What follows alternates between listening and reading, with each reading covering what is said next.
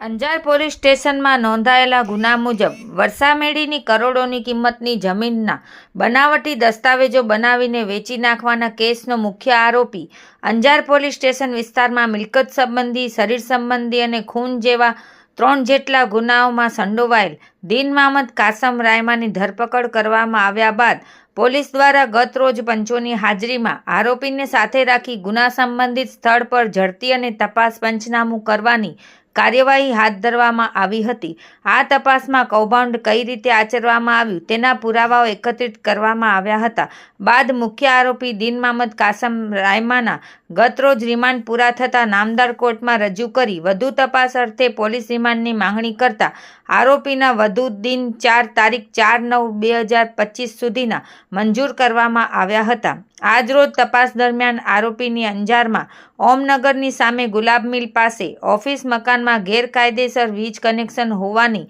બાતમી મળતા PI AR ગોહિલે અંજાર પોલીસ સ્ટાફ તથા PGVCLની ટીમને સાથે રાખી ગેરકાયદેસર વીજ કનેક્શન કાપી અને ભોગવટાના ઓફિસ મકાનમાં ઉપયોગમાં લેવાયેલા ઇલેક્ટ્રિક વીજ સાધનોની યાદી બનાવી વીજ દંડ ₹3,50,000 ફટકારવાની કાર્યવાહી કરવામાં આવી છે। આ કામગીરી Anjar PI AR Gohil, PSI SG વાળા તથા અંજાર પોલીસ સ્ટાફના માણસો અને PGVCL અંજારના કર્મચારીઓ દ્વારા કરવામાં આવેલ છે।